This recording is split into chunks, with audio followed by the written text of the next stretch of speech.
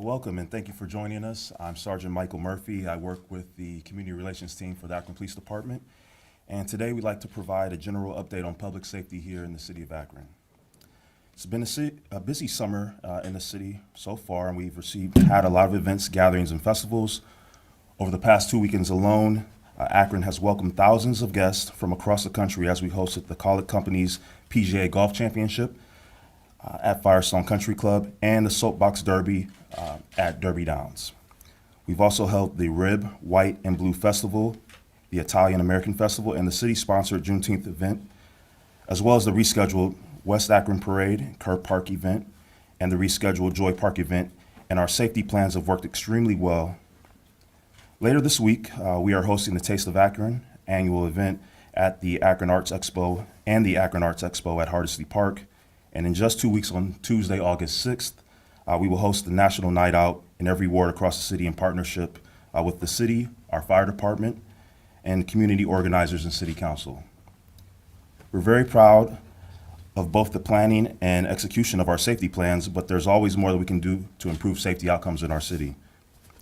We've also seen plenty of private gatherings and family reunions and birthday parties and more. Since the June 2nd shooting, which shook our community, we've been working on guidelines to provide our residents to help ensure that everyone gathers together as safely as possible. Today, we are releasing some guidance to our community about how to safely gather. We want to share and review the City of Akron's policies regarding how to obtain permission to host a block party or community event. If you're interested in shutting down a street or having a larger gathering. This information can be found online on akronohio.gov under Departments, Recreation and Parks, and then by navigating to the events page. For block parties, you can visit akronohio.gov/block party. And for community events, you can visit akronohio.gov/community events. So get into some information about the distinction between block parties and community events. A block party is an event that closes the street in the neighborhood for a gathering with neighbors. All residents of properties fronting the street of a block party must agree, and the party must sign a petition before permission will be granted by the city. The city will check if all signatures are received, and if there are any missing signatures, it will delay the process. The application must be received and submitted to the city no later than 2 weeks prior to the date of the party. If it's received after that, it will not be approved. The application should include all signatures, the sponsors of the party, and a $40 check or money order made payable to the City of Akron. This fee helps cover the rental of barricades that the city will provide to block the street and the processing of that involved. If a party is expected to have more than 200 people in attendance, you must also fill out the permit application for a large party, which includes questions about parking, if items are being sold, and if alcohol will be served. Residents can mail the application or drop it off to the Recreation and Parks Division at the attention of the Community Events Coordinator at 220 South Balch Street. Block parties must end by midnight, and sponsors are responsible for cleanup immediately following the event. No alcohol may be consumed on public property, and intersections cannot be blocked off. Residents should also be mindful of their neighbors and keep noise to a minimum. This includes live music, which is prohibited after 10 p.m. Residents can also apply to host a community event. A community event differs from a block party in a few ways. While a block party is confined to a single city street and open to the entire neighborhood, a community event is open to the general public and is hosted on City of Akron property, such as a park. Examples of a community event would be the Hibernians' annual St. Patrick's Day Parade or the Akron Pride Festival. These are typically larger in scale than a block party and are oftentimes sponsored by an organization. Before filling out an application, you are encouraged to contact the city's event coordinator, Lori Schiavini, to determine if the city location you want to utilize is available on the date that you're hoping for. Lori's info can be found on the event application. Residents also must fill out a community event application and return it to the city for processing and approval. An important note is that the community event applications must be submitted at least 60 days in advance. because they are larger and require more time to process. Applications are reviewed by Akron Police, Akron Fire Department, the Department of Neighborhood Assistance, Recreation and Parks, and the Service Director's Office. These applications require additional information, including if you plan to have security at the event, if you are intending to hire Akron Police Department to provide security. Typically, events on city property require a site fee of $150, and which is due 30 days after the event. Depending on the nature of the event, the fee might be waived. All the events on city property are required to have a certificate of insurance as well. Any questions about city events can be directed to the city's community event coordinator. To ensure everyone's safety and prevent any issues from escalating, we ask that you contact the Akron Police Department if you encounter any concerns or disturbances during your gathering.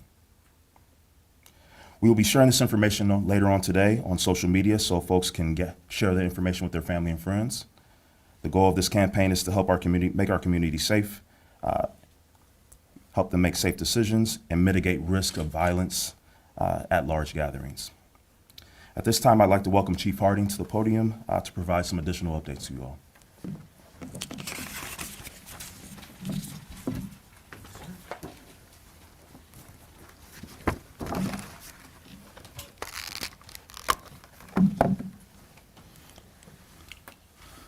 Good morning. I want to start by saying thank you to Sergeant Murphy, and also want to acknowledge the great work he and his team have done in preparing these recommendations for the community. We've been working hard to roll out these to our residents, while their team's also been attending dozens of community events throughout our community. And I want to say thank you personally for your dedication on that. I wanted to provide a very brief update on the events of the June 2nd shooting, which left 29 people injured, including one individual, Mr. Cook, who sadly passed away from his injuries. Since that time, our detectives have spent over 2,500 hours on this case. We've conducted in excess of 100 interviews, and we've collected dozens of pieces of evidence, of physical evidence for processing. But we've been working with a number of our federal partners, including the ATF, the FBI, as well as the Bureau of Criminal Investigation, the U.S. Marshals, and the Summit County Sheriff's Department to coordinate the activities around this case.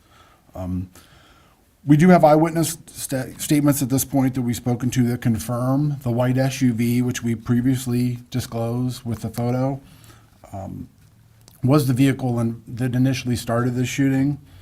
They described that vehicle pulling up slowly, and the window going down, the male that was in the driver's seat then starts shooting. At that point, after that, the vehicle speeds off, and we have multiple other people that start shooting back, returning fire after that as part of the party. We continue to follow every lead. Currently, we have in excess of 85 leads we've received. We remain confident that we will find the person responsible for the beginning of this tragedy. My thoughts remain with all those who were impacted by this incident, and we are working hard to find those responsible and help ensure that incidents like these are less likely to occur moving forward. At this time, I'd like to welcome Tracy Carter to provide an update on the gun violence response plan.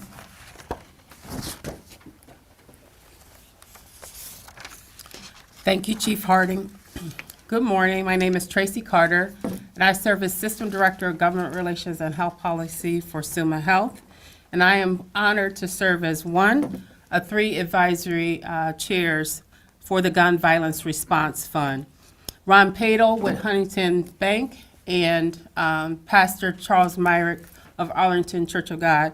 All 3 of us are, again, honored to serve in this leadership capacity. On June 10th, the City of Akron, the Akron Community Foundation, and the Victim Assistance Program, Inc., announced the creation of a gun violence response fund to support the victims and families of the June 2nd shooting on Kelly Avenue. As of today, the fund has received $264,455 in pledges. Again, $264,455 in pledges. Victim Assistance has distributed $46,298 to those victims and their families as they continue to deal with the impact of that night. We continue to accept donations large and small. Any individual, foundation, or business that would like to support this effort, we ask that you please visit akroncf.org /Gun Violence Response Fund to donate. Again, visit akroncf.org/Gun Violence Response Fund to donate. Victims in need of support may call Victim Assistance Program 24 hours a day at 330-376-0040 to learn more. Additional outcomes of our Gun Violence Response Fund include confirmation of an advisory committee structure.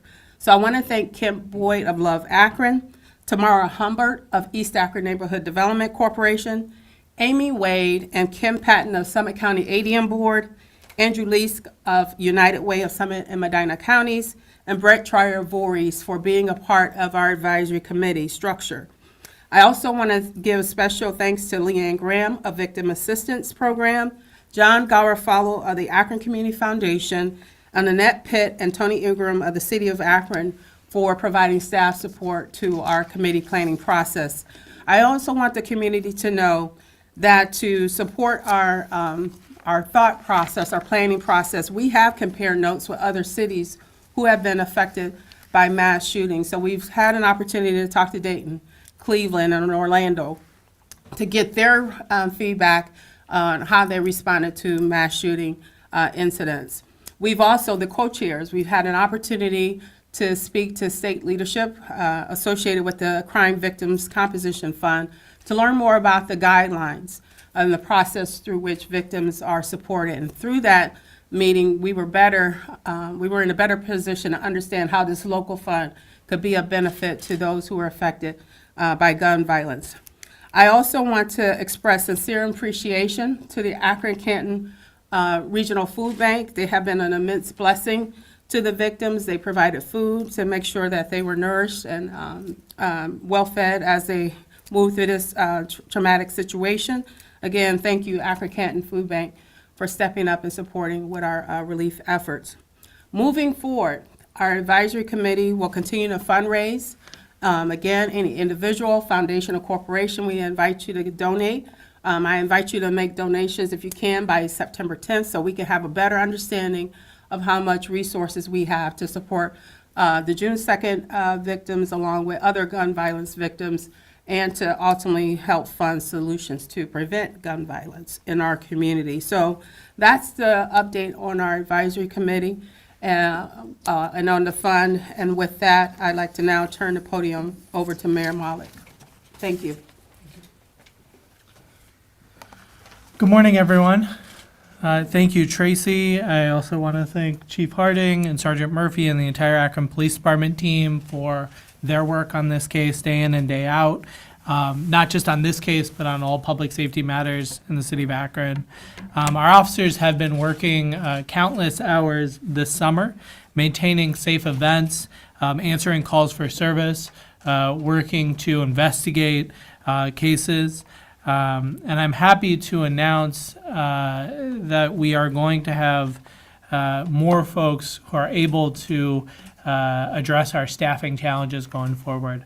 So, when we talk about our priorities, we talk about violence prevention, which we've touched on a little bit. We talk about community policing, which we've also touched on a little bit with our community events discussion. I want to talk a little bit about retention and recruitment because that is another significant priority of us. So currently we have an academy class that's being trained, 44 new officers who we anticipate will graduate on August 16th. Additionally, during the city's most recent recruitment cycle, we did something that we have never done before. We started accepting applications for lateral transfers. So lateral transfers are applicants who've already served as officers in other departments and who possess an Ohio Peace Officer certification. And so we were really excited about how this program turned out for our first time. We received 82 applicants during this recruitment cycle, and we are planning to offer a 7-week fast track academy in the late fall for these lateral transfers to be able to quickly get folks out on the street and get them on the force. In addition, we will maintain an active list of lateral transfer applicants going forward, and we'll be able to have these smaller, shorter academy classes to help address staffing challenges throughout the year. Currently, we bring on a big class of new recruits, and then through the year we deplete that overall staffing as we have retirements and resignations, and then we have another big recruit class. This will allow us to hopefully have a little bit more consistent level of staffing throughout the year, especially addressing challenges in the summer months. We'll also bring our department into line with best practice nationwide and continue to grow and strengthen our recruitment and retention pipeline that we have. In addition to these laterals, I also wanted to share that we've received 688 applicants for first-time officers, and so we plan to host another full Academy cadet class in 2025. And those folks we hope will then graduate the academy next summer and add to our numbers in our workforce. So I think with that, I just want to reflect on the whole set of announcements that we're sharing. Obviously, public safety is and will continue to be the top priority of this administration. All of the steps we've discussed today, from the recommendations around safe gatherings to the work our detectives are continuing to do, our efforts to support gun violence response victims, and our work around retention and recruitment, they are all components of that same goal. I want to thank everyone who's been involved. I particularly want to thank Victim Assistance Program and Leanne Graham, who's in the back here, for her work and for her whole team's work. I want to thank the co-chairs of the Gun Violence Response Fund for their work. And I want to thank Akron Community Foundation and United Way for being partners in that work. And I also thank Akron City Council for their work around community gatherings and also for their work around providing financial support to the Gun Violence Response Fund. And finally, I want to acknowledge all of the safety forces of the city of Akron, our police department and our fire department. And I want to thank all the staff of the city of Akron. So many folks have been working hard this summer to make sure that we pull off community events. Lori Chenevy, our community events coordinator, is right here in the front row. And we are all doing this work together. And so we're trying to bring our resources, our staffing, our capacity, our team behind this collective effort to ensure safety. So our aim is to keep our residents and the media updated on a regular basis. And so with that, we will open it up for questions. Chief, I'd like to ask, first of all, I have a couple questions. From the June 2nd shooting, you said that there was return fire from the party attendees. Were any of the 20-plus victims, is there any way to know if any of the 20-plus victims were actually struck by projectiles from those shots? That's going to be one of the challenges with the case is we can't identify which bullet struck which person. A lot of the injuries were graze wounds, and so that's going to make that a challenge. So that is one thing we're still investigating, but that is a challenge with this case. And along those lines, then, well,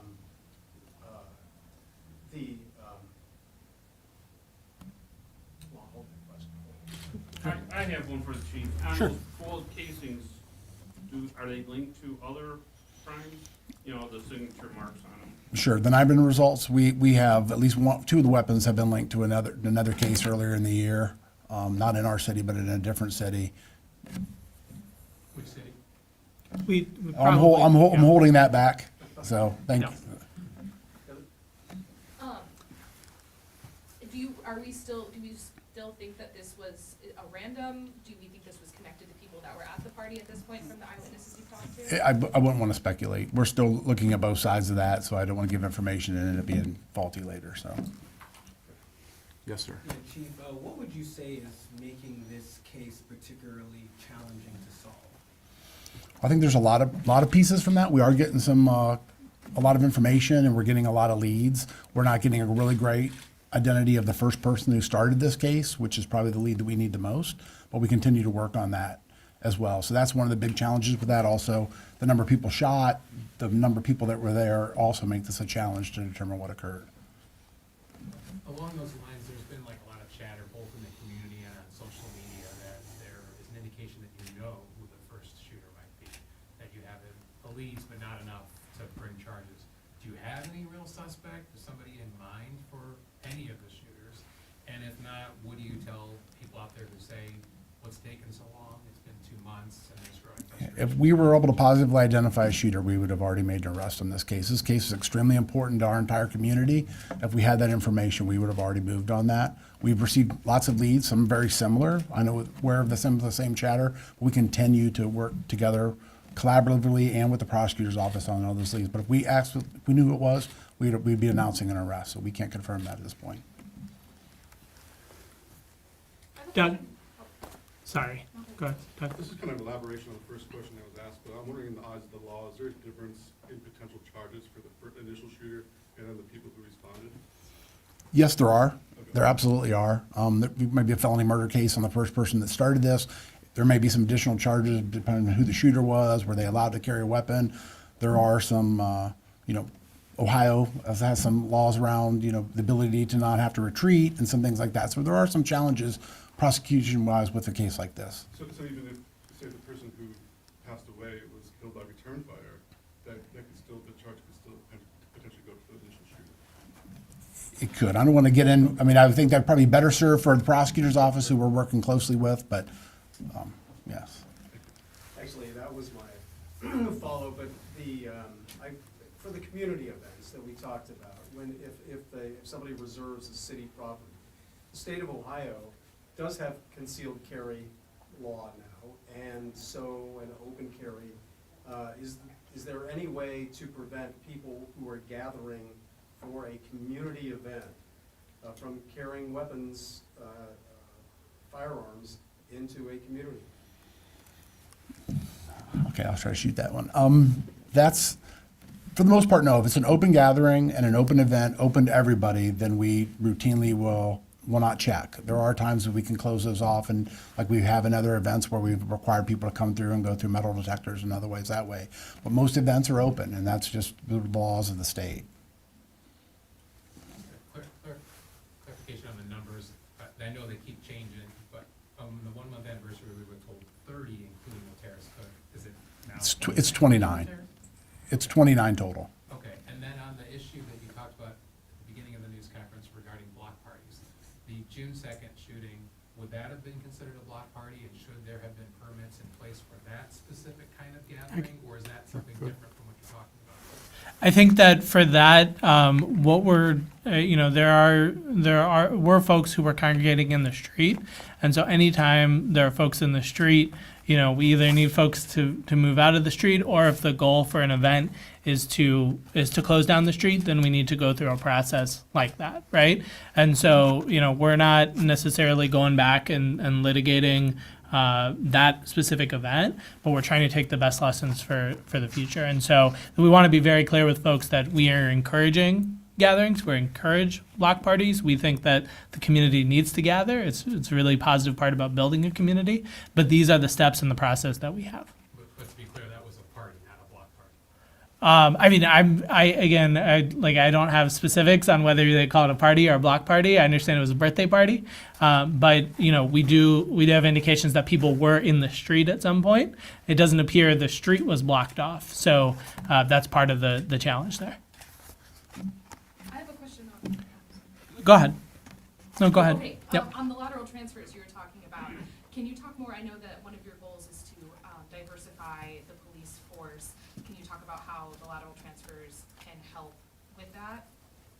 Sure. So, like with any application class, we want to make sure to have as broad and diverse a candidate pool as possible. And so that's a goal for our cadet recruitment process. And I think we've been seeing some positive movement both on the size and the diversity. And I think same thing for laterals. And I think we were we had positive results when it came to both the size and the diversity of that class as well. So I think we're seeing advancements. Would you agree with that? Absolutely, yes. Yep. How is the city of Akron and the Akron Police Department working to keep illegal guns off the street? Sure. Yeah, so we have a gun violence detail. We also, part of the Crime Gun Intelligence Center, was announced out of Cleveland. We also have a group co-located with the ATF in Akron. We make that our number one priority. We talk about enforcement activities around gun violence specifically.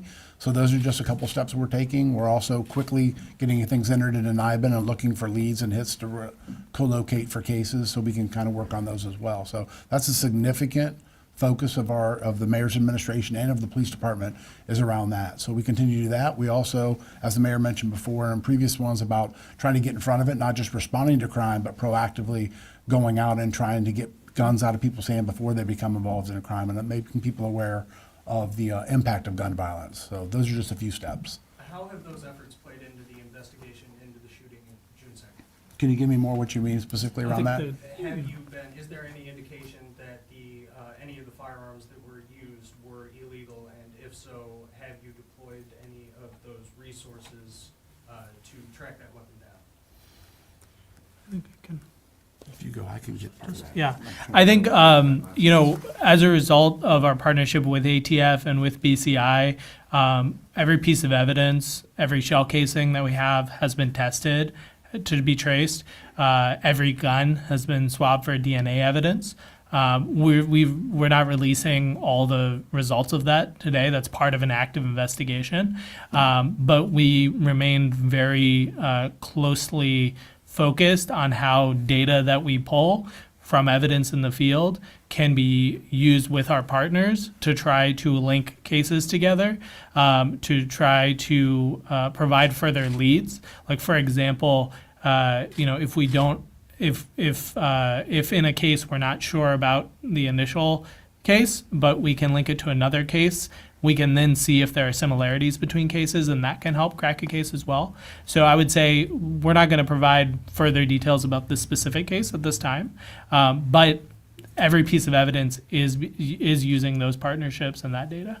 You want to add that? No, I think it's great. How many shootings have there been in Akron since the June 2nd? I don't have that. I can get that information for you, but I don't have it specifically right now. Excuse me, question for you, Mayor. 688 applicants you mentioned, are those for police academy, or those for future academies, 688 people? That's for the next police cadet academy in 2025. Okay, 688, did you get them? The other question I have here with regard to recruiting and retention. And It is 688. 688, wow. Yep. So, for lateral transfers, are there any disqualifiers for those 80-some applicants, 82 applicants that you mentioned? For example, people who may have had disciplinary problems in other departments? We have a rigorous process that applies to cadets and to laterals as well, and backgrounds are a significant part of that process. I'll turn it over to Chief. No, so as the mayor mentioned, we'll gather that information and compare that on a case-by-case basis. There's natural automatic disqualifiers that are on our website as well that preclude anybody from being a police officer. So they probably wouldn't be on the OPATA list if they're already on that one. On the number of police officers in the department, can you kind of tell us where we stand, and then where will we get up to after this current class graduates? Sure. And then the 82 applicants that are transfers, have those all been accepted, or are those being vetted right now? I'll start with the last one. They're all being vetted now. We're currently around 418 active officers, while 44 hitting the street on August 16th. So where do you want to be? Is that 488 is our current budgeted strength number. Our hope is that the lateral class that we can have in the fall, we can get us pretty close to that number, as close as we possibly can during this year, and then start with another academy class to help us anticipate for retirements for next year, early next year. And is the thought that with full strength that you could prevent things like this from happening? I mean, Sure, it absolutely makes an impact. It helps, it allows us to have additional resources on the street, it allows us to be different community events, to be proactive in that regard as well. So absolutely. If I can. Sure. I think part of what we've seen and what we traditionally see is that during the summer months, staffing is more of a challenge, right? There are more community events, there are vacations and folks out on leave. And so every summer it seems like we are scrambling, and that doesn't mean that we don't provide safety, right? We've, I think, done, and the Akron Police Department has done really remarkable work in providing safety and security for a lot of community events this summer. But it is an additional responsibility. And so that's where with the lateral class, we hope it will provide more of a buffer and allow us to keep that staffing closer to 488, so that throughout the year, we're not faced with these challenges every summer. Doug? I'm wondering, so at the beginning of the press conference, you're emphasizing the regulations around block parties. Are these new regulations that you're just emphasizing, or new regulations or old regulations you're emphasizing? And then is it safe to assume that the department is going to crack down on people who don't follow these rules more than previously? Sure. So what we're doing is there are no new regulations. It's the current process. We're trying to raise public awareness around what the current process is. We have a lot of people participate in the process each year. But that's not true for every event. And so the goal here is to spread awareness and generate compliance that way.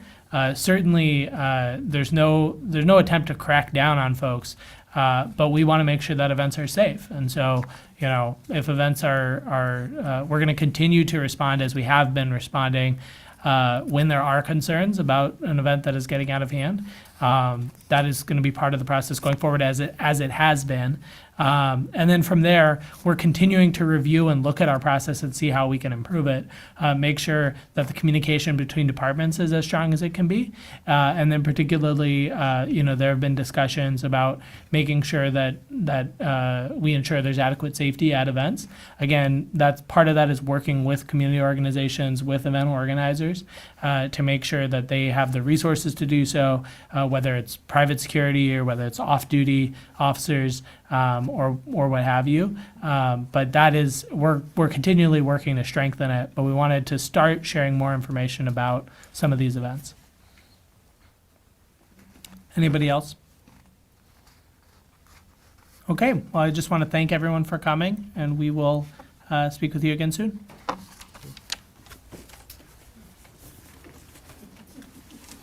Thank you so much.